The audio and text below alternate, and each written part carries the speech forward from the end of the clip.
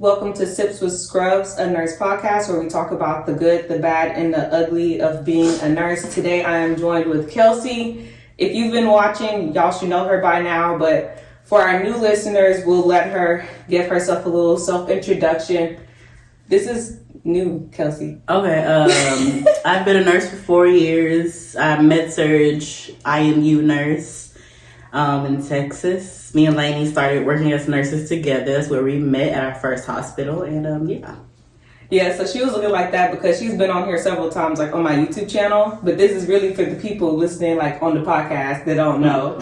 Yeah, so she's like, why did I introduce myself again? I've been around. And she has. She's done multiple episodes. So if y'all like this one, go back and listen to the other ones on my YouTube channel, Nurse Lainey. So today we're going to be drinking on Stella Rosa.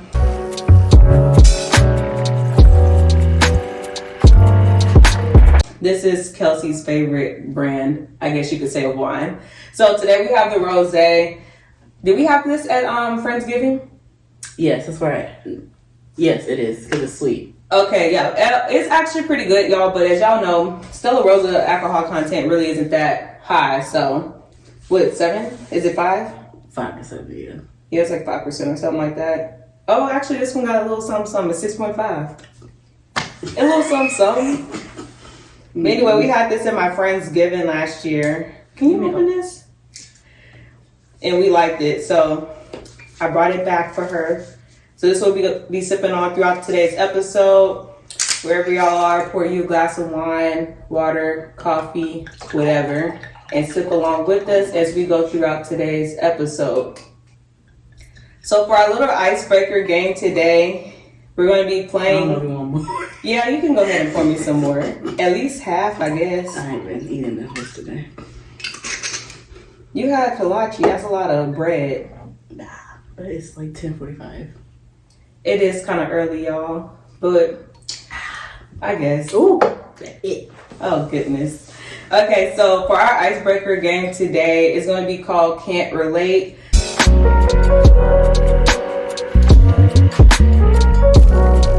So how this is going to go is I'm actually going to text Kelcie some images. There's some memes that are nursing related, and I'm going to put them on the screen for those who are watching on YouTube. And then for those who are just listening, I'll do my best to describe them to you guys so y'all can know what we're talking about.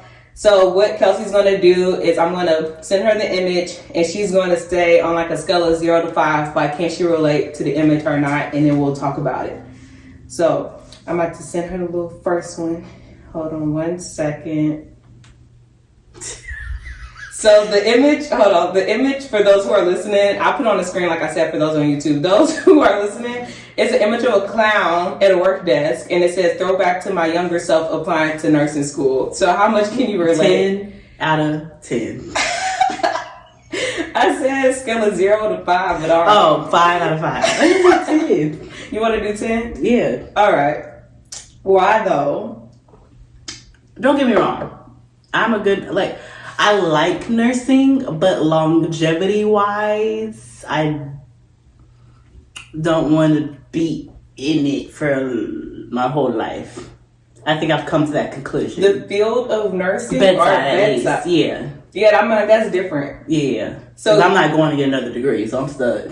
So that's what I'm saying. So you're saying that bedside for sure. I can't do this for more than, I always said 5 years, but I'm at 4. Them 5 years went by quick, y'all. Yeah. I'm not going to even lie. Because I kind of was on the same page as Kelcie in regards to that. But I still don't know what I wanted to make my next step. So I think it's going to be a whole bunch of trial and error. Mm-hmm. And I'm going to just have to try some different jobs until I find one that I'm like, okay, this is the one I'm going to be at for 10 plus years or whatever. Yeah. Can y'all imagine, we have to work until we retire? That's a long time. What do you do? So basically you're working to relax when you're 70. Yeah, but I'm 29. Yeah, it's a long time. That's a long time. See, so I'm going to have to hop, skip, and jump around a little bit before I find my rest of my life job. I don't know. Okay, so I'm going to send the next image to her now.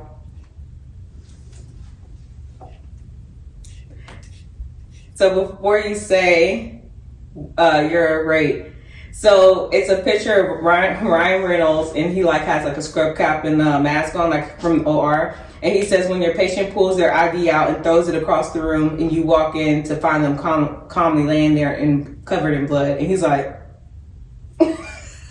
I say 3 out of 5 because my patients for some reason don't be throwing it. They just like pull it out and it's right there laying, and they be looking distraught. They don't look calm. They be looking like, I don't know what's going on, but something's but you off. did it. No, for sure. What you confused about? That's but most times it's confused patients for me. Okay. Yeah. I feel like I've had one, like a regular patient inadvertently remove their IV and they're like covered in blood. Like they call me and be like, I don't know what happened. And I'm like, what you mean you don't know what happened? I had a patient recently, I think it was, who pulled out their IV. Like, I think they were asking me to remove it throughout the day. And I'm like, they said I got it. Yeah, and I'm like, nah, like, no, you need that. And then she tried to say, like, she went to the restroom and, I guess it was how it was positioned or something like that. And I'm like, girl, you did that on purpose. Just say that. Say it with your chest. You just pulled out your IV on purpose. Just let me know. But I can kind of relate to that. But I don't, like Kelcie, I don't be having people throw stuff at me because I'm going to throw a fit. They know what nurses to try stuff with. That's true, too. Okay, so I just sent Kelcie the next image. So this one, I don't know if you guys know. What's that little boy name? Do you know his name? Him? Yeah. He's the Prince Charles' son. Yeah, I'm not good with them people over there. I don't know the name, no. So I don't remember if y'all know, but they're like at some event. I can't remember what it was. They're standing at the root of the terrace of Buckingham Palace. Look at Kelcie. She know that and I don't. I don't know what they be doing over there. I don't know their names. That whole... With Kate. Princess Diana and all that stuff, I don't be knowing. Kelcie knows though. So anyways, that kid, and he's making all these little silly faces, and it says 4 nurses after finding out the ED is bringing up another patient. And the boy's like this. It don't really bother me no more. I'm like, I'm gonna say a 1 out of 5. I just be like, okay. I used to feel this, I guess, when I was like a little bit newer, but now at this point, I just know as soon as that person is leaving the room, they about to fill it up. Like, just go ahead and already mentally prepare yourself. I had a situation, it wasn't even time for my discharge, but I was sitting next to the person, the charge nurse called them, and they were like, no, I can't take it right now, you need to give me time. Then I heard her call me, and I was like, sure, whatever. I'll be like, there's no point in saying no, because it's gonna eventually get you. She'll just take it. That's how I feel nowadays. Well, sometimes it's like a timing thing for me, and then I'm kind of like, you could take report and you can do what you want. This is everybody's second round of admissions. I'll say that. We had all already gotten admission that night. 3 hours in, it was time for the second round. So everybody was gonna get a second one. It was just like she was trying to go in order. That makes sense, but for me, the only reason why I kind of get like that is that it's like when I'm like in the middle of doing like a whole bunch of other stuff, and then you give me the admission, and then that's when I'm kind of like, I'm busy. But at this point, I'm like, you could send them up here. I just know for myself, I'm not getting to them like right away. I'll get you settled in. I'll transport you to the bed. Hey, I'm Lainey. I'm your nurse for this shift. But you know what I say? She should have wished she took that patient because the patient she got was more difficult. Needed blood, everything. And I was you like, getting lucky. I look like legit. That's why I be like, just say yes, because the next patient might be worse. Exactly. That is true because I've had that happen a couple times. As of recent, I'm just like, whatever, just give them to me. I told this one charge nurse, she was over there walking towards me. I'm over here minding my business on the computer. Okay, I don't see him. I just discharged that patient, and she coming over here walking up to me. I said, I knew you was about to come over here. And she like, here your patient. And that was my second admission for the day. And the bad thing about float pool is I don't really know who's getting what and who's discharging what. Like, I can't keep up with everybody because I don't even know, like, who you are and all this other stuff. So sometimes I'd be like, I don't think I'm really supposed to get this patient next. But I'm like, Kelcie now, I just be like, whatever. And a lot of times when I get them, they end up being an easier patient. So I'd be like, bet. Mm-hmm. And honestly, me and Kelcie are, like, at the point now where admissions are kind of quick for us. I'm like, as I'm transporting them from the stretcher to the bed, hey, you have any advanced directives? You got any living will, power of attorney? Do you normally walk at home? All that stuff. We were trying to explain it to a new nurse. She's like, how did I get done so fast? And me and somebody else were like, you just start, you know what questions to ask. You just start asking them questions while you're just talking to them, and then you go chart it. And then if I forget something, I know I'm going back in the room, so I'll just ask them then. Yeah, so it's not necessarily where you have to document a full admission in one sitting. You know what I'm saying? So you could ask pieces here and there before you leave. Oh, did you get the COVID vaccine? I forgot to ask you that when I was doing the stuff. Yes or no? Okay, cool. The only thing that will slow me down is if they take about 50 meds at home. Yeah, the meds be effing you up. I leave that for last. I do do everything that else. first because I know that's what doctors want to see the most first. That is true. They do want to restart those. That's the first thing I do. That is true. They do want to restart them. Sometimes I'll ask them, like, I might not get all the meds, but I'll be like, do you know what medications you take? And then I'll have them ramble them off to me, and I might, like, go back and look. All right, I do different stuff. It depends on what's going on. But that is true. You can't really delay the medications like that because, you know, they need to restart them. Oh, what I do is I normally ask them, is there any medications that you need to take right away? And that'll let me know, like, if they on blood pressure, seizure medication, or anything that's actually important. Because sometimes all they be taking is vitamins. That's a good thing to ask. Because sometimes I forget. I don't ask that question. I just do their med list. And then I had one patient who came at shift change, but the pharmacy had already done her meds. But then later on, she was like, am I going to get... I told her, you're being freshly admitted. You're probably not going to take your meds tonight. Yeah, that's how it is. And then she was like, can I at least get my seizure? I said, oh, you're on seizure medication? Yeah, that's what I do. She's like, can I at least get my Keppra? I was like, oh, yeah. I didn't know you were on it. Because I didn't look, because I do the med list. It's already done. I said, let me message the doctor. I'll get that restarted. Yeah, see, that's what I do because, like Kelcie said, you might do the med rec, but depending on what time of day it is and stuff like that, they might not continue it quickly. I be messaging, hey, my patient needs this. Hey, da-da-da-da. Like, because I want to do one long message all together of all the stuff they need. I'd be like, is there anything you need me to ask the doctor that you might need right now? Nausea medication, pain medication, whatever, heartburn medication. Because, well, I've been working days, so, and Kelsey's back on nights. We'll get into that in a bit. But that really does help night shift off because y'all don't have to call for, like, menial things. Yeah. All right, so I'm about to send Kelcie the next picture, meme, whatever you call these things. So what I just sent her, this is not Reese Witherspoon. I don't know who this is. This is dang it. White the funny lady. girl. The funny girl from SNL with Mean Girl. She was the mama. Oh yeah, that is her. I can't think of the she's mom famous. from Mean I can't Girls. think of her name. But y'all should know that because y'all should know Mean Girls. The Mean mom Girls who has the like, dog chewing on her. Yeah. Yeah, because Mean Girls is like a staple. I feel like everybody, if you haven't watched Mean Girls, go watch it. It's a thing. So it's her, and she's looking like disgruntled, and on the picture it says, we're screwed. Newsflash, we're screwed. And then, so the caption is, when I'm looking around for a grown-up nurse, but then I realize I am the grown-up nurse there. Can you relate? Oh, yes. And it's not even about grown up. You can have nurses who've been nurses for 10 plus years, but that don't mean they're the nurse you go to, unfortunately. So yes. Out of 5. Lately, that happens a lot to me. 5 out of 5. 5 out of 5, yes. See, so for me, since I'm on full pool now, I don't be worried about nothing. I be minding my business, me and my patient business. I be looking at the code boards. They don't even put my name up there to participate in codes. Fine. Perfectly fine by me. That's why, part of the reason why I went to full pool. I don't want you asking me nothing. Now, if you need help, I'll help you or whatever. But it's totally different working as a staff nurse and them knowing like your full capabilities and what you're good at and what you're not good at. Whereas just being like a proficient nurse on floating to somebody's unit. Completely different. Like Kelcie could tell y'all, we'll get into this later in the episode. People will come find her to help. Her specifically. Not nobody else.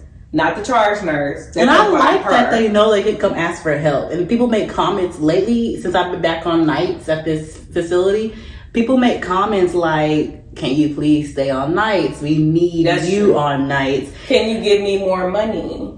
I told them I've done my night shift time. I did 3 years in the game. We did 3 years of nights. I like nights. Don't get me straight. If I could have night shift mentality on day shift, yes. But my sleep, my headaches, I can't. Yeah, we're going to get into details with that. So just a quick rundown too for those who are new to the channel and to the podcast. We worked night shift for 3 years. I don't be thinking it was 3 years, but that's a long time. Yeah. Nurse years are like dog years or something because I'd be like, I'm 4 years old already. So yeah, we did 3 years in nights, and then now we've done days, but now she's back on night. And like I've been saying, we go get into that. We go, come on. All right, so I'm going to send Kelcie the next picture. This is the last one, and then we'll move on into our topic. So I feel like y'all should know this for those who are listening. It's like a picture of Kermit the Frog, and it says, me trying to stay positive as I watch the nurse who's about to give me reports still running around the unit and hasn't even documented yet. And he's looking like shit. I'm 2 out of 5. 2 out of 5? Because you're gonna do the meds that are scheduled for you. You're gonna do them before you leave because I'm gonna tell you to. Because it ain't gonna affect me. And your documentation doesn't affect me. I think I'm like 4 out of 5 because I feel like when I see somebody else stressed out and anxious, I be like, shit, what am I to walk into, bro? Most of the time, it's probably not even the patient though; it's the nurse. Yeah, now see, Either and I think that's the difference too because I don't know that now being a football nurse. Like if I see certain nurses running around where we used to work, I'd be like, oh, she's not good at this. Yeah, it's her. She always late. She always leave at 8:30. But for me, not knowing those people, I'm like, what kind of patient y'all done gave me, child? And especially when you hear the charge nurses talking to each other during a report, talking about a patient, and I'd be like, no, is that what mine? I'd be like, oh no. Like one time I was on a unit and they were talking about a patient who had bed bugs. And they're like, hey y'all, just so y'all know, this patient has bed bugs and this room is being decontaminated because they're in this room first and all this other stuff. And I'm like, I'm glad I don't got that patient. What I got that patient. I was like, they're talking about me. So I could kind of relate because I guess I'm in more unfamiliar environments and stuff like that. So I really don't know what I'm walking into. Whereas if you're staff somewhere, you can be like, oh, this nurse that's that nurse. Yeah. So y'all, we're going to get into today's topic. So what we're going to be talking about primarily, and then we'll do a bit of catching y'all up on life and crap.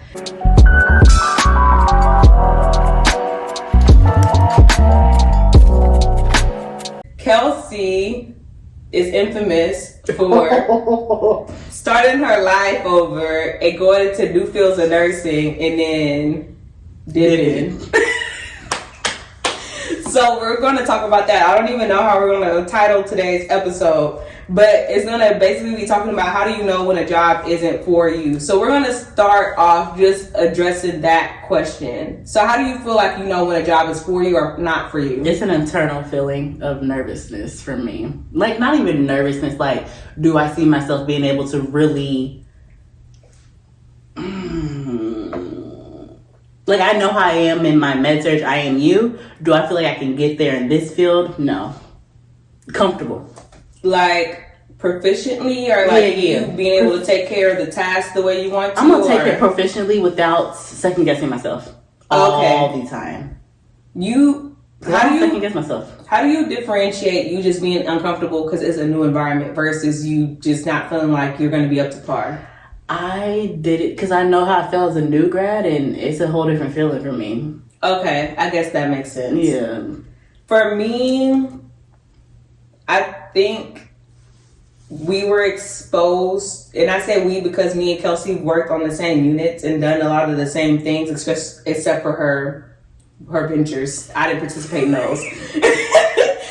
But I feel like we were exposed to so many different things, like in the beginning of our nursing career, that a lot of people I don't think are seeing the outcome who they are now, that I just know what I want to deal with and what I don't want to deal with. And I'm of the variety where if I don't have to deal with something, I'm not. I feel like a lot of the times that me and Kelcie talk about this all the time, how older nurses, they'll stay loyal to a company that's not necessarily loyal to them. And that's just not me. So I haven't experienced, didn't feel uncomfortable. For me, it's more of I see certain traits in some people, or I see how the unit is being ran, and I don't necessarily agree with those things. I make my efforts to try to participate in being part of the solution instead of the problem, and I don't see anything being done. So for me, if I'm saying something to you, then I'm concerned about certain things and I don't see anything being taken place to resolve those things, that's when I feel like you don't care. And if you don't care, why should I care? And I don't want to be in an environment like that, so I just remove myself from the situation instead of trying to change the situation, because I feel like that's easier. Mm-hmm. Y'all let me know how y'all feel about that statement down below in the comments, but that's just kind of how my perspective is now. For sure. What do you think about that? It's easier to leave. It's like in a marriage. Like in a marriage, it's easy. Sometimes it's easier to deal than work on the issue. Not even marriage, relationships. Let me say that. I mean, it's in some aspects. Some people think it's easier to leave. It's easier to leave and not have to deal with it than stay in it. We got to break down what really the issue is. What's our solution? That's true. That is comparable to relationships, because the reason why some of them fail is because the other person is not a willing participant to make it work. So that's part of it. if I have thoughts and ideas and, I'm passionate about that, I feel like you should utilize that, whatever, you know what I'm saying? Or at least try to make it meet. But if you have, particularly like management, because they're the ones who control certain things, whereas staff nurses were just there. You have people in leadership that are not passionate about their job for whatever reason anymore. It's just kind of like, we're making it somehow and we'll just go make it, or it's not my problem. I don't personally have to deal with it, so I don't care. Mm-hmm. So I guess that is true about being like the willing, like it is very comparable to. Do you care enough to work on it? And if you don't care enough to work on it, then just leave. Either I'm just gonna have to resolve myself to knowing that this is not gonna ever change, which is something people do again in relationships. And I gotta be okay with that and accept it for what it is, or I could just go find something else that I feel like would meet me better. Mm-hmm. Woo. Y'all, I just feel like we said a word. But that's kind of how my take on it. So before we get into you and your ventures, how do you feel about people staying and trying to, like, just being in that type of situation? Because we knew several people who did that. I'm at my point in my life where I don't judge anybody based on what they're gonna do. Because I know people are questioning what the fuck I was doing. I've had many people ask me a lot of questions and look confused lately. Mm. So that's why I'm like, hey, it's your life type of thing. Exactly. They ain't got nothing to do with me. Mind your business. Ain't got nothing to do with me. Everybody make their own decisions for their own reasons, I guess is what it is. Mm-hmm. So I just feel like, in general, I don't know. We talk about this often too, me and Kelcie, that we think it's kind of like a generational thing where millennials and below, they're more keen to do new things and try out different things and fail and try again, whereas we feel like older people, I don't know why they do this. I think that's how we're raised, because it's old school. It's like once you're in a field, you're in it. You're not leaving. Commitment. Yeah, they're just very, I'm doing this for XYZ, I'm going to stay in it. And our generation, we're kind of like, we see that you don't have to stay if you don't want to, as long as you know as long as you're comfortable with your decision, because at the end of the day, it's all about you. As long as you're comfortable with leaving and maybe struggling a little bit on the way to your next destination, that's fine. I feel like older generation, they're kind of just like, it's like with relationships, they would stay married. Oh, that's true. They're going to stay married. Whether you didn't have a baby with somebody that lived next door to you. They stay married for the most part. They be trying to keep stuff under wraps. Mm-hmm. They got a whole other family on the other side of town. And they still stand, and then the people come to the funeral because they'll be like, I put in all this work these years. Why would I leave now? And same thing with the job. I've worked for this hospital for XYZ. Why would I leave? But my thought process behind that is like, what is it serving you though? Like, what are the? I got a paycheck. You get a paycheck anywhere. I know. I'm like, what's the benefits of you staying versus you leaving? Is the benefits outweighing the not risk but negative effects? For nursing wise, I'm kind of at the point where like I just need to work my 12 hours and dip. I gotta for me personally, I gotta start working on my self-care. And I think it is, like Kelcie said, it is a personal decision, so it's really about you and how you feel about it and everything like that. But for me, I just be like, you telling me all this stuff and I'm listening, and I'm like, it don't sound like you like it here, so why are you here? Child, God be with you. Yeah. But then you gotta think about it, all jobs you're gonna have complaints. So it's like, is it just the normal work complaints, or is it really an issue? And that's different. I know how to differentiate between this is everywhere, then this is a big issue type thing. Exactly. So let's get into that real quick. What do you think are some of the things that are like, this is every job versus this is this job? Nursing, staffing, having nurses who are bad. Yeah, big words, competent. Maybe having managers who don't care. I think that's everywhere. I think you get more in specifics when you feel like a certain person is doing things to you for a reason. That's like in that specific unit. But you're gonna have staffing, busyness, the satisfaction scores aren't good because we're so busy. That's everywhere. You can't. The only way you're gonna change that is if they legally change the nurse to patient ratio, which is not happening in Texas. Oh, it'll never happen. Y'all already know how Texas get down, so don't even try. Stuff like that will happen everywhere. It's just a specific. You feel like that specific stuff this person's doing to this person because it's But so most of my complaints are stuff that's gonna happen everywhere. Honestly, now that I think about it. 75%. But I'm not even complaining about it anymore because I just know that's nursing. At this point, it's a part of the job. I don't complain out loud. Most of the time people come to me and ask me my opinion. Then I start complaining. I don't just go to people like, no, they come to me and then they want my opinion. So, yeah. I think the benefits of us coming where we come from is that we came from worse. So it's kind of like we got out the hood. That's how I see it as. Don't you see it like that? So like the hospital we used to work at, it was not... Since we work nights, resources are limited already in comparison from days to nights. Like night shift just don't have as many resources as days. So if y'all are looking into going into that, just know that. I had to burp. So just know that going into it, nights do not have the same sort of resources that days do. So it's just going to be completely different. But it was already that in addition to the hospital having not the resources that the one that we do now have, and that's just basically on how they want to spend their money. They'd rather market than get us new equipment and stuff like that.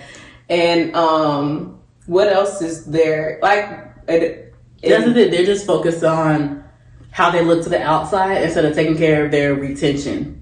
So due to that, high turnover. So there's really no like stability. Like there's not nurses who are there who've been there for like 10, 15, 20 years. There's a few, and the few of them that are charge nurses. And then that was just our unit because a lot of the units had like 1 year, 2 years. Training people. Yeah, charge nurses. Like when I was working there, I was 6 months? Was it 6 months or something? It was a year. I think it was a year. I don't think I was a year because I think I saw I think when I saw it on Facebook when it came back up again, I think I saw that I wasn't even a year yet. I don't think it was 6 months, but I think I was in between 6 months and a year. That's early. That's too early. Yeah, that's too early. At least a year you need to be on the unit before you start training to be charge nurse. That's just my opinion. But I think I was before that. And the reason why that was is because they didn't have a relief charge nurse, and the one who was going to India for like a month, so they needed somebody to step in. So, and I wouldn't have done it because just for the younger nurses who are put in that situation, I felt comfortable because our unit saw everything. We were like a really med-surg unit where we get anything and everything. We weren't one of those specialized, like this is GI med-surg or this is cardiovascular med-surg. No, like we got everything. So I was more comfortable. Plus, what I did like about that facility though is we were really close to our sister unit, so I had people that I knew I could call. Yeah, I knew I had people I could call and they'll come and help me and stuff like that. And we knew AOS, like AOS would come around. I don't be knowing who is. I know who it is. I don't know. I know one of them. Now that I know him and see him, like, oh, that's who that is. Is it because you're on nights now or during days? Both. This is on and y'all speak? Like, hey, hello? I don't speak. Charge nurse does. But he'll come around, y'all good? But if you don't know who he is, you think he's just a random person in jeans. But I feel like at that other facility, we knew them. Like, we talked. They made it known I'm like, this is who I am. Yeah, and come to me if you need anything. And I think it might be partially because that was a smaller hospital. Yeah. Is that one smaller than the one we're now? Yeah? Yeah. Okay. So, we done been a lot of places, y'all. So... Yeah, so that was nice. So that's the only reason why I did it, just for those who are experiencing that. I wouldn't have done it if I wasn't comfortable at all. But yeah, I just feel like we came out the hood, and now where we at now is kind of like suburbs. Yeah, and like the nurse to patient ratio is lower here. I have techs, even if the techs are short, I still have techs. There was many a days we were 6-1 with no tech. Yeah. Well, actually, we were 5-1. Yeah, 5-1 with no tech because the charge nurse had 2. The charge nurse had 2. Yeah, I'm so lucky we never went 6-1 on our floor. We were 5-1, and then we were 5-1 with no tech. That was med-surg. Yeah. When we were IMU, we were 4-1, and we still might not have tech because then after that was COVID, and then they didn't have the techs on our unit no more. Yeah, that was a hot mess, but. I just feel like I've been seen worse, so I'm good now. Whereas some people are in our situation and they're like, "This is horrible," and it's like, I mean, Yeah. Maybe in comparison to California. California sound nice, y'all. I'm not trying to get a license though. That's a whole process. So let's get into your ventures. Tell them about like the first one. Okay, the first one. So coming out of nurse school, I always wanted to do labor and delivery. That was always my goal. So I had last 2020, right before the pandemic, I left my IMU unit, went to L&D. Well, so then it was 2019. But I left like January 2020. Came back. Was it January? It was only 2 months. Came back March. Okay, I didn't know it was that short. Because I got the first COVID patient. Okay, gotcha. Yeah, so I left January 2020 to go to this L&D bridge program. So it was a month of sit down education. I love that part. I love education like that. Then I got on the unit and I was just like, this is not what I expected. So L&D, the best way I explain it, you are an ICU nurse, you are an OR nurse, and you are a med-surg nurse. All in three. I've never wanted to be an ICU nurse. I've never wanted to be an OR nurse. I can't tell y'all how nervous I was in my first C-section. Because you have to you need to get that, open the scrub, and you have to open it very specifically. I'm jittery. I don't have stable hands for the OR, so I've never wanted to do it. And I was just like, you're down there in the OR with them? That's your patient. So you go, do you go where your patient is? So I don't physically put on all the stuff. I stay on the outside borders. I'm like the runner. You keep count of the bloody sponges. If they need something, you have to go get it, and you have to open it on the sterile field for them. I didn't know that part, y'all. I didn't like it. And then the ICU, I had one patient, she was on a certain drug. I stayed in the room the entire 12 hours and only left when I went to my lunch break, and I just peed while I was on my lunch break. Wow. So for those patients, is it 1-to-1? Yeah, she was for sure 1-to-1, but I couldn't leave the room. And then what about the one with the OR, the C-section? That's basic. So it's flow. So you can start off 1-to-1. You can start off 1-to-3. But then once one of your patients gets an epidural, they try to pull one of them off of you and give them to somebody else. Oh. It's case by case. And then OR is kind of like, I think you could have another patient, but it's going to be like, everybody knows, okay, she goes to OR, we need to keep an eye on her patient. Oh, and then honestly, it's really like 4-in-1 because you told me it's like ER sometimes where they just You can triage too. Yeah, we triage too. So it's ER, L&D, ICU, OR, all in this specialty. Because you triage, which means they come straight to you. You start everything. It's like I always knew about this, but once I was in it, I was like, this isn't for me. I didn't know about any of that, but I had no interest. Of course, my clinicals was beautiful. I wasn't doing shit.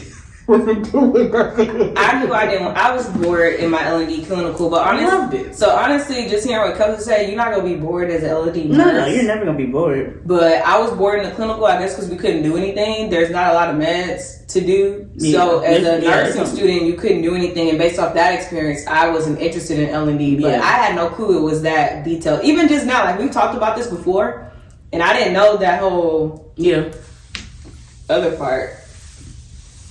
Yeah. So after a little while, I was like, it took a while to encourage me to tell the manager, like, this isn't for me. And good thing I was still at the same hospital. My other director was like, yes, please come back.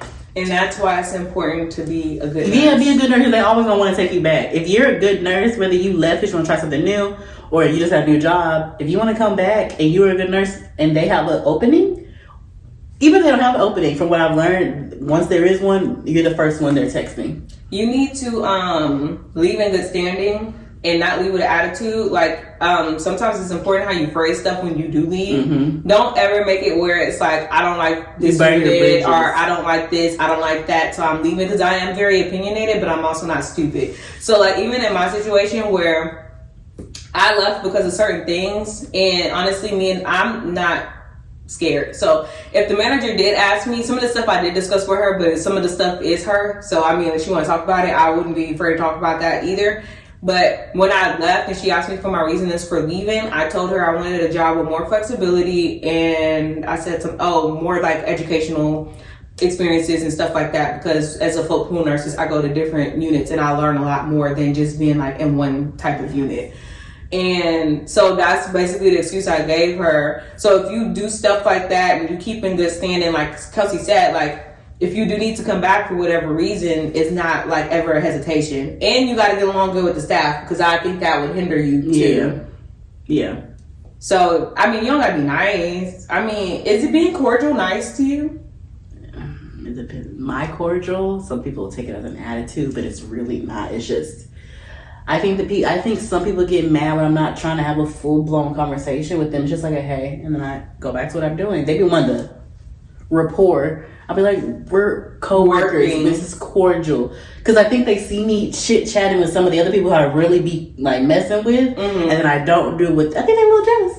But the thing is, we're not. And I can see it. I've been seeing it lately. I feel like their feelings get hurt because I'm That's not not our chit-chatting with relationship them. though. So why are you expecting the same from something I do with somebody I'm cool with versus you who I don't know from Eve?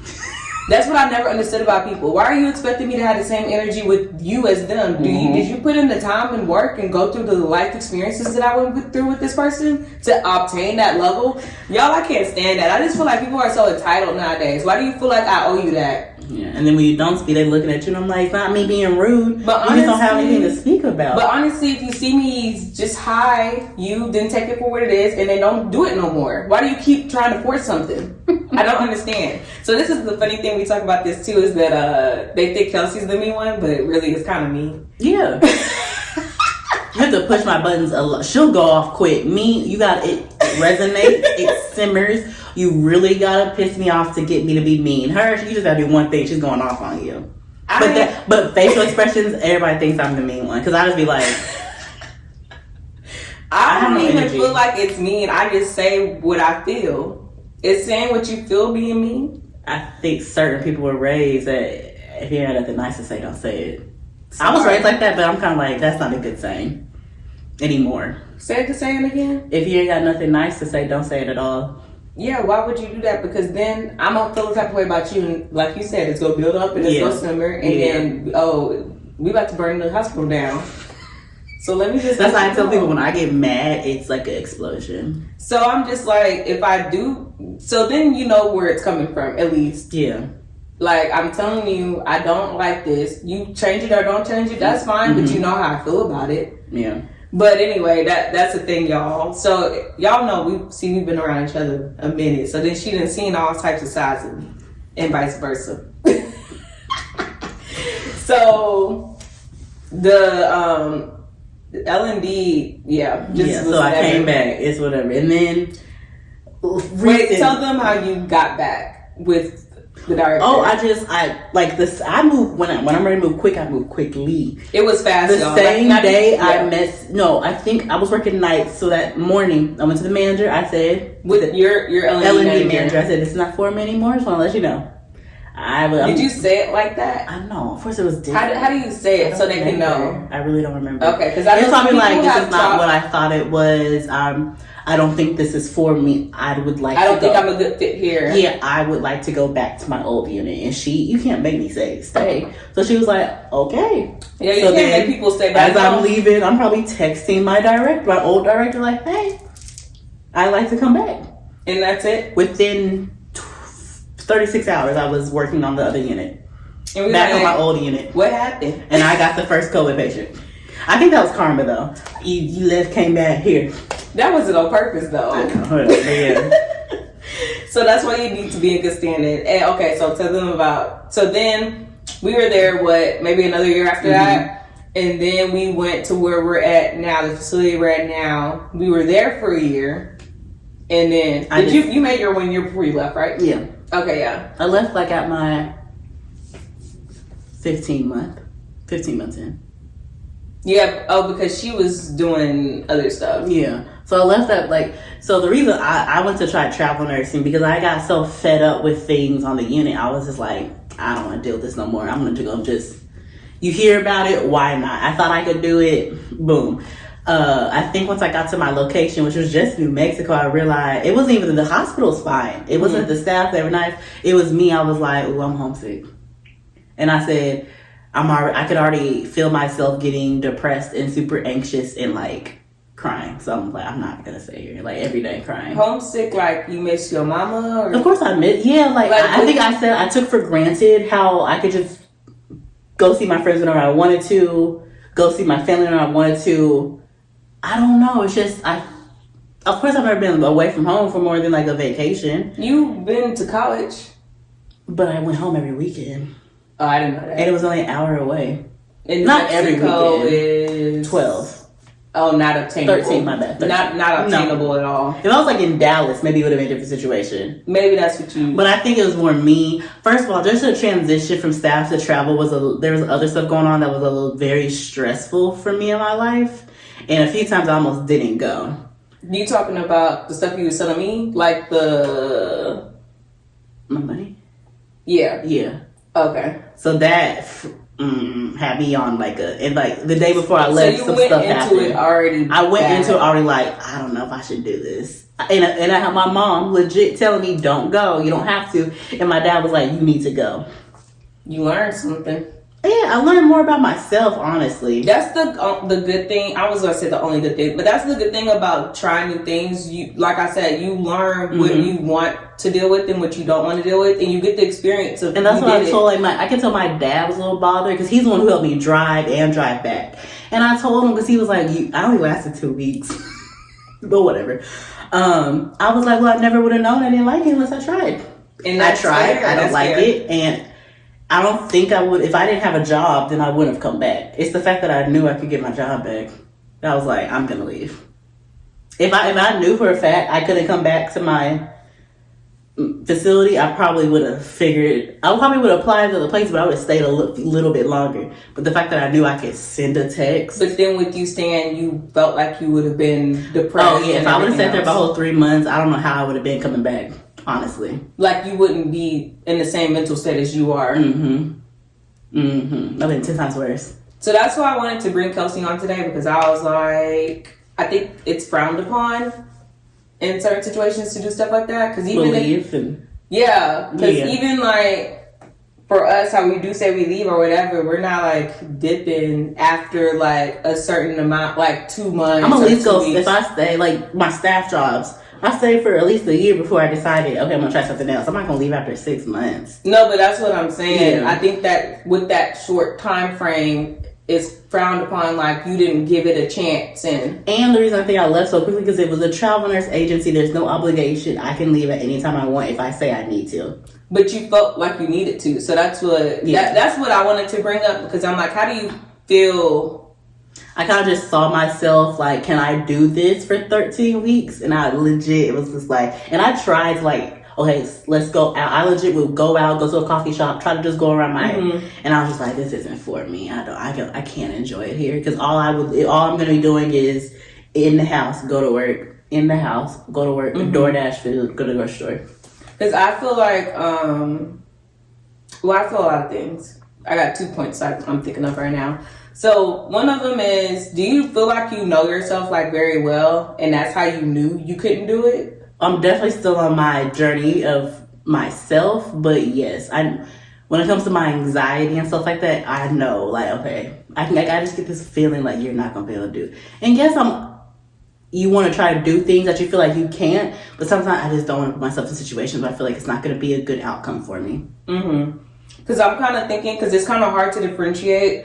I feel like for some people, like, how to know, like, if you're just uncomfortable right now or if you're going to be uncomfortable for the experience. So it's more so just putting yourself in different situations. Because I'm already a creature of habit. So you put me somewhere, if I'm already uncomfortable, I'm not going to change my routine, because I'm going to be like, I don't even know where to. And trust me, I made a friend out there to try to, like, we were like, go explore together, blah, blah, blah. But nah.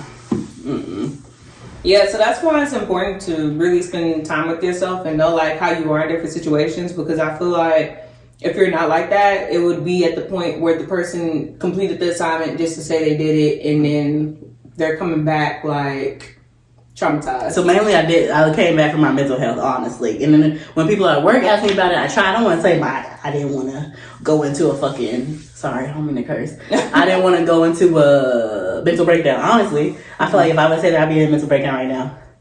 But when I tell people at work, I'm just like, it was just, I needed to come home because they may be nosy. Yeah, they're nosy. So nosy. I'll be trying to, like, I don't need y'all my business, but you're going to ask. And I'm good. It's not like I'm going to be like, no, I'm not going to answer. I'm going to answer. So I'll be telling them I just came back from myself. I needed to come home. Leave it at that. Leave it at that. And they be looking like they want it. I'm like, leave it at that. boundaries. Yeah, they don't have none, but yeah. But as long as you have them established for yourself, it don't matter if other people do it or don't. You know what you're not going, like, it's on you to do and not do what you want to. Yeah. And whether people do it or not, it's like, okay, but I know I can just say this, and that's all I'm gonna say. And then people, I know, ask me, like, you came right back to the same unit. But now that I look at it, I'm like, the things I was having issues with aren't even that big of a deal. So now that I'm back, I have a whole new mindset when I go to work. Yeah, I legit have decided, like, this is my long term. They're training me to charge. Precepting. I gotta work on my certificate. My charger's like, you're my mentee. She's like, And the charger she's referring to, we really do like her. Yeah. And I mean, everybody has stuff that's annoying about them. I'm not gonna, like, everybody does. Everybody asks me, like, how do I deal with her? And I'll be like, we're yin and yang, because I'm so chill and she's so high. And I legit will tell her, hey, I need you to calm down. Like, more high than me. But me, it's just, I just laugh. It's hilarious. Do you think I'm high or like a middle? I feel like I go back and you're not. You're just loud. That's really it to me. You can hear you down the hallway when you laugh. I think you're just loud. Oh, okay. I don't think you're energetic. I think you're just loud. I feel like people experience different things for me. So I think that I'm a hybrid. Like, I can, like, because I could both. Yeah, you can be like nonchalant, but then you can be energetic. Yeah. I'm more nonchalant. All the time. Because would you consider, like, how, like, when we were at that nurse brunch and I, like, got everybody up to dance and stuff like that, like, how would you describe that type of behavior? She's the people person. You feel like that? Yeah. I'm a people person once I get to know you, but off the bat, I stay in my corner. Okay, because I be feeling... You'll go up to somebody and be like, hey, I'm just going... Yeah, I do that. I'm going to watch them from afar. I just be... Because I feel like how you think you are sometimes is not like how people perceive you. So I just be like, I don't know. Yeah. Because people will say stuff and I be like, I don't think I'm like that. And I be like... People say I'm mean and I be like, I'm not. She's not mean. She's not friendly, I guess is the word. Yeah, I don't go up to... I'll be honest, sometimes even we can make eye contact, like in the mornings, we'll make eye contact. That don't mean I'm going to say good morning. Yeah, most of the time I'm not in the mood to say good morning. You got to give me like 2 hours to get my day started. Then, hey, what's up? And I'm like that too, but I'll say good morning. My eyes is my way of saying good morning. I'm looking at you. I'm acknowledging you. But of course, good morning. Nobody would know that because they don't know her. So they don't know, like... They would just be like, dang, she don't speak. They would just be like, she don't speak. What's wrong with Kelcie? Nothing's wrong with Kelcie. Let me wake up. Ain't nothing wrong with her. Or I feel like she don't want to talk to you. You'll hear me in the middle. Give me a few hours. You'll start hearing my voice. But at the beginning, I'm not speaking. I just be curious about stuff like that because, like I said, people, how you think of yourself and how people think of you sometimes it's not the same. So I just be like, am I like that? I don't know. Let me ask somebody. But that's why I wanted to bring her on today because, like I was saying before, I think it's frowned upon to do stuff like that. But honestly, I was telling Kelcie, I felt like that was kind of admirable because I was telling her that I felt like if I was in her situation, I don't know now because now I am more aware of my mental health after COVID and stuff like that. Because remember, I knew I needed that break to get off the unit or somebody's about to get cussed out. And I think when you get to the point where you feel like people are going to take you out of the character or your situation is going to take you out of your character and you know how you are, which is why that's important to know who you are. I know, like she says, normally I'm loud. Normally I'm like, hey, y'all, what's up? What's going on? Whatever. Like, that's how I am to, like, most people. Yeah. And then even when people are quiet, I be like, right, so you not talking today? Like, I mess with people. I really do. I get it from my dad. You met my dad, right? I'm not sure. Where would I meet them at? Oh, maybe we haven't had nothing with them together. You met my brother and all them, but you didn't my parents. Okay. I don't know. We've been around each other now, so I'm like, I don't know who you met, who you didn't meet. Is one of those things. So I'm like that, like, already. And then I know, like, when I'm not like that, I'd be like, well, why you not like that? I think instead of leaving, I should have just took a vacation. I think that's what I should have did. I should have took a 2-3 week vacation. Instead of like putting in my 2 weeks and leaving. Instead of going to travel nurse. I should have just took a vacation. Because when I came back, my manager was like, we need to talk about why you left. And I was like, I think I was just burnt out. And I thought me leaving entirely would make me feel better, but it didn't. Do you feel like you didn't experience burnout before? So what? Do you feel I experienced burnout before. For sure. Okay, because I felt, what I was referencing when I was just talking to y'all is that when I had to felt like I needed to leave the unit to get a break, that was enough for me. So it's kind of hard to determine, like. But when I did last time, it was easier for me to my director legit was like, yes, go take your PTO. Oh. I didn't feel like having that conversation with the manager now. Oh, I felt more accessible to my manager in my old facility where I could come to her and be like, she legit was like, yes, take your PTO for the rest of the week. Bye. Yeah, they were. Whether they're going to be short or not. I mean, honestly, they're always going to be short. That's my standpoint on things. But here, it's more rationed. Yeah, I feel like it would have been hard. I mean, I feel like if I would have came to her, I really deep down think she would have been like, okay, yeah, take it. You do think that? I'd be like, I think my rational, like, you want me around patients when I'm telling you I need a break. Like, you never give me that one thing that happens that day, and something happens. I was at, so I'm like, and then I can come back and be like, I had a conversation with my manager. She wouldn't allow me. That's like a thing. That is a thing. Yeah, I had a conversation with my manager on this day at this time. I told her I needed at least a week break. Even if I don't have the PTO, I know I'm not going to get paid for that week, but I'm telling you, need the week off. And if you say no, and then I come back to work, that's happened. Has it happened? Kind of. It's a whole other situation. And then I come back to work and something happens. It's like, I tried to tell y'all. Like, one time I had a really bad, the shift was fine, but towards the end, I don't know what happened. It just really got to me, and I started crying. And I told my charge nurse, I was supposed to work the next day. I said, can you please, I legit just said, can you please just move my shift to the next day? I said, I can't come back tomorrow. I said, can you please move it to the next day? And I wasn't even trying to take PTO, just move it. And she said no. I remember that. She said, no, we're going to be sure. She was like, just go home and take a bath. Yeah, I ended up going home and calling in because I was like, I do not need to come back tomorrow. But it's like, I shouldn't have had to use a call in. I'm telling you.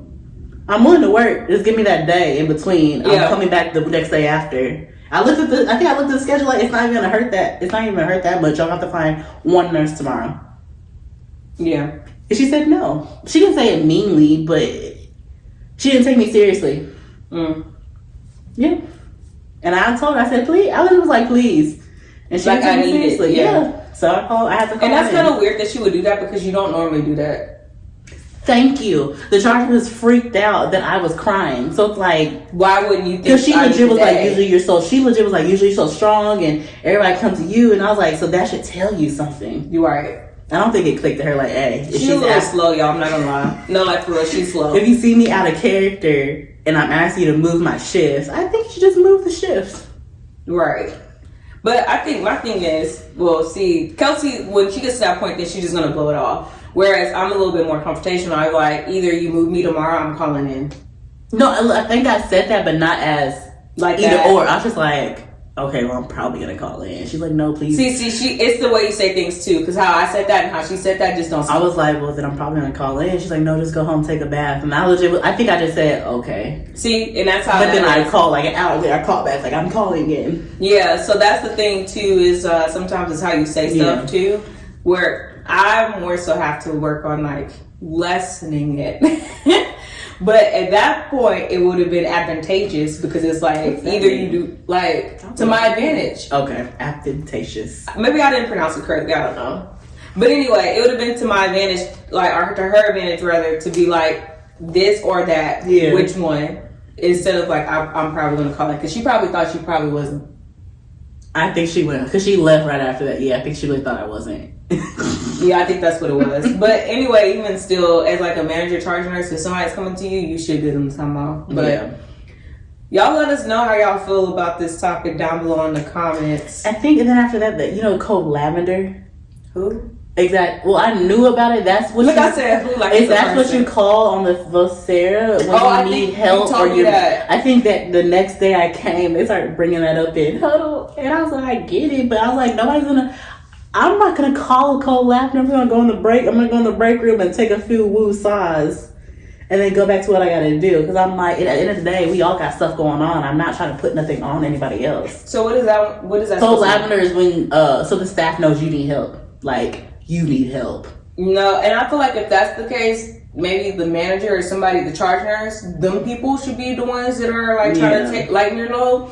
Because like you said, with the staff nurses, it's like we all are having trouble. So it's like, I would like to help you. I don't even have the energy to help myself. Like, that's how it be sometimes with nursing. It's like, It's like how I was love to, but I'm literally motivating myself each round to get up and go into a patient room. I'm not even kidding. Like that last round, I'll be having to self-talk myself. Like, okay, this is the last round. Yeah. After this, you can sit down and go home. You just gotta give a little knocks. Like sometimes that's how it is. Like you gotta keep talking to yourself throughout the shift. So it's like if I'm at that point with myself, how can I help somebody else? Like I don't know. And then maybe I feel a little bit more motivated because I know they really need it. So I might try to muster up some energy. But at the same time, I just feel like at that point, maybe leadership should step in. But I've got to the point. So I came back to my old job, but of course, my day shift position was gone. So I had to work nights for only a month. I've had to work nights for a month now, and then I'm going back to days next week because there's a position opening. But I've got to working nights. I've realized, and the fact that the charge nurses say this every huddle. Thank you, Kelcie, for helping everybody. I'm a helper. Yeah, you do. But then I've got to the point like, would they help me? No. That's why sometimes I just sit down. No, I feel bad. But then it's the fact that every huddle, the charge nurses are legit like, thank you, Kelcie, for helping. And that's why they don't want me to leave nights. Because I help everybody if they need it. But I cannot, 90% of those nurses will not help me. They won't. That's why I was like, They wouldn't. So at that point, it's kind of twofold. Because it's like, do I stop being who I naturally am because of y'all? Yeah. Or it's like, I forgot my other points. But it's just like, it's a lot of like, things that come along with that because it's like that's my alternate thought. Can they give you help? Maybe they're not even at the point where you can offer no help. You need help. If I needed the help and they were available, no, they would not give me the help. Okay, because I feel like that could be too. I feel like sometimes maybe we're expecting too much of people. I just think they're lazy. Like I have like S on day shift. A. Okay. Yeah. She will not help you. No, but can she even give you help? She can't even help her patients. I haven't experienced her as a nurse even know, but just getting a report from her, I'm just like, I'm getting a glimpse into, she's chaotic. Just chaos. That's what I'm saying. So she can't even help you. I wouldn't want it. Yeah, but still I'm saying, if you was down to the wire, you need somebody who can help you. No, because I've seen times she's chilling. Okay. But would she help? No.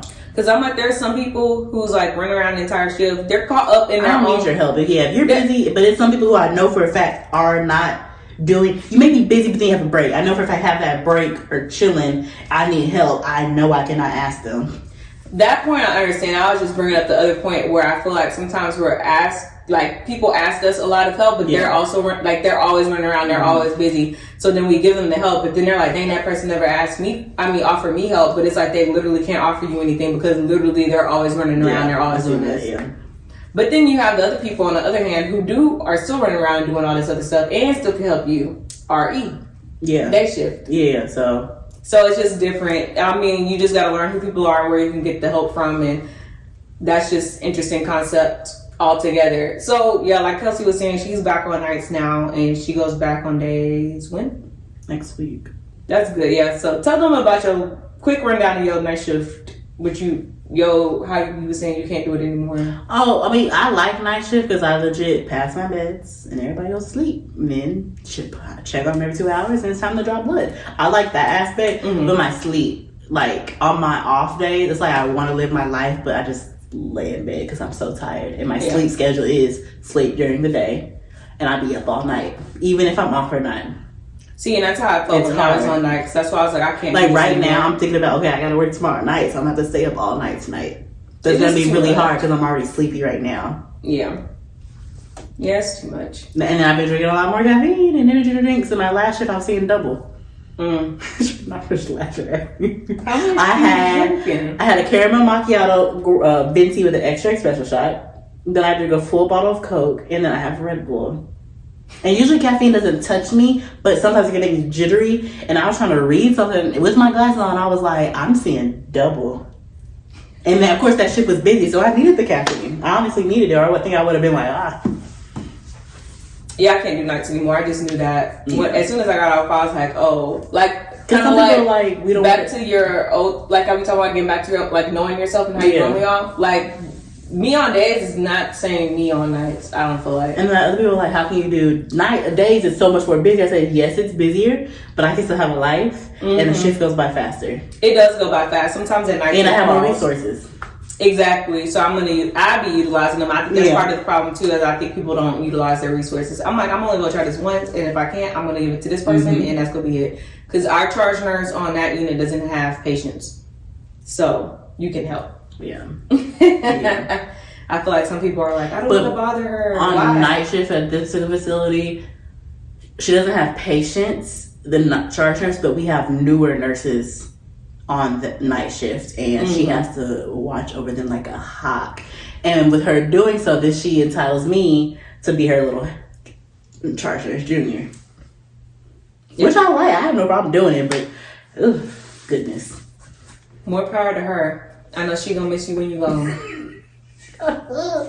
So before the end of every episode, we do a segment called Scrub and Sip. So we scrub something that we don't like about nursing, or something we experienced in last week that we didn't particularly care for, and then we cheers to something or sip to something that we like.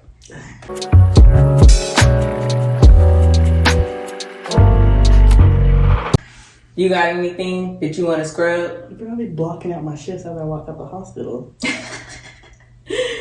I've only worked one shift this week. That's probably why. I'm just like, trying to think. What happened? I'm gonna think real quick of mine. I can just come up with something real quick. I need to release this energy off of me if I don't want to go to work. What? I don't be wanting to go to work. Like, I think it's the fact that it's PRN and you don't have to go if you don't want to. And I be having to in force. Back of your head, you usually be like, I can just cancel this shit. I be having to force myself to work, and even though I make way more money hourly, I don't care. And then I have to tell myself, you're not gonna do anything when you're at home. There's nothing to do at home. Yeah, but it's like, but I can relax though. It's like, go to work. Well, one time I had an excuse. I woke up at 3 and I couldn't go back to sleep. So then I wanted to cancel my shift. So I was like, but I didn't do it. I made myself go. So then it goes into the thing, well, you went to shift yesterday. You don't want to cancel this one since you did yesterday? Yeah, girl.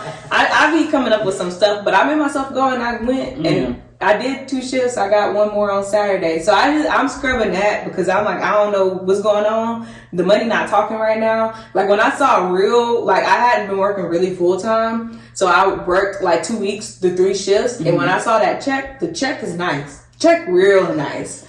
But the check, I don't know. Sometimes how you be feeling, it be like, nah. Yeah. And then I think it's different too because like where I'm going, there's more of a hassle since I'm scheduled more at the other facilities than the one we work at. So I'm like, I gotta drive an hour. I gotta go to wherever they say. Find a unit. Yeah, and then or even like with the medical center, it's like, okay, I'm gonna have to drive to the medical center. Now I know I'm just gonna park in the garage. I didn't already X that whole other stuff out. Yeah, I'm like, I'm just gonna pay. It's worth the money. And less anxiety for me and less time. So I'm like, I'm just gonna pay. But then you still gotta walk to the tower, go to the staffing office, find a unit. Too much. Yeah, find a unit. Why can't they like email you? That would be nice. I mean, but sometimes they don't know till like right then. Yeah, because we experienced that because then people be canceling last minute, and then one time they didn't put up the post till almost 6:38. So now I'm starting my shift way later than I normally would, which is putting me already behind because now I'm trying to figure out who these patients are before rounds. So I'm scrubbing that because I don't like that. You got anything? Dang. You can scrub your headaches. Like these past few weeks, I've been chilling at work. You can scrub your night shift effects, your night shift effects you've been having. Headache. I mean, just headache. Okay, I'm scrubbing the sleep being off, and I feel like a zombie. Boom. Yeah, I don't like that. Yeah, legit. And people are like, why don't you want to stay? And I legit have been saying I did my time. I legit would be like, I've done mine. Not saying nights is a punishment, because if I could stay on nights and it'd be a regular, if you could flip it. Night shift, everything you do on nights be on day shift time, I would stay. But I would just be like, I've done my 3 years. Everybody thinks like I'm new to nights. They could all comment and I would just be like, no, I've done this.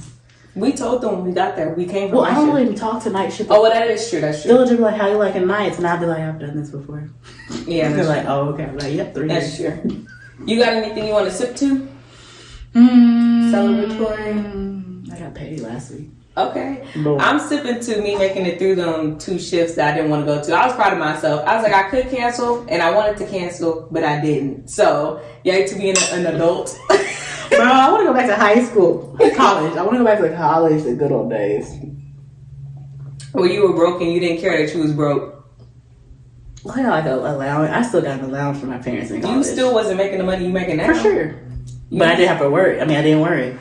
Because I was like, I had nothing today. I was traveling to places I had no business traveling to. Where was you? In college? You was traveling? No, not really. I told my mom where I was going. We didn't go nowhere like that. No, because now that's a new thing with these college You mean kids. like all spring break and stuff like that? No. I didn't even do that. I was just saying, like, we be taking trips to, like, other colleges and, like, staying with other people and stuff like that. Like my last 2 years. That was my first year of college. I'm trying to find my footing as a freshman first before I started. I was doing, and I'm the only one with a car, so I'm not driving. Oh, I didn't have a car, but my friend did. So we would go to different places. It's not like how it is now, where people be trying to go to Mexico. We didn't do that. We didn't do that until we got real jobs. Y'all different. Gen X or no Gen Z. That's y'all. Gen Z. Y'all different. We millennials. I'm a '90s baby. You millennial. We say that every time, millennials. Why are you confused? I don't like being called a millennial because it gets such a bad rep. Millennials is our age. Because we were born and raised in the thousands, right? 2000s? Yeah, I don't know why the rationale why we were millennials, but that's what we are. Because we weren't raised in the 90s, we were raised in the thousands, I guess. I don't know what she thought we were. I say millennials. I mean, I know I'm a millennial, but I don't know why I don't like being called a millennial. Because when I heard bad things about it, I'd be like, because they'd be like, oh, you millennial. No, because they use it as a bad connotation, but really, a lot of the times when they talking down on millennials, they talking about Gen Z. We not like them. We didn't grow up with phones. I mean, no, you didn't. I got my first flip phone in 6th grade. Exactly, not in elementary. And you didn't have an iPad. You didn't have no iPad at 3 years old playing games with your headphones on. True. We didn't grow up with technology like that. It came up. And my first phone was a flip phone. That's what I'm saying. Like, we came up with the phones where you had to pay to text and all that other stuff, and we had the little snake game on our phone. Like, so we're not them. Yeah, okay. Old people get it right. Y'all be trying to say stuff and y'all don't know what y'all talking about. Hopefully you guys enjoyed this episode. Kelsey's a regular here. So next time she comes back, we're not introducing her. So go ahead and like this video if you guys like it. I am on all podcasts where you find that at, and on YouTube if you would like to see the visuals. Comment whatever you thought about this episode or whatever you got to add to the conversation. And we will see you guys later.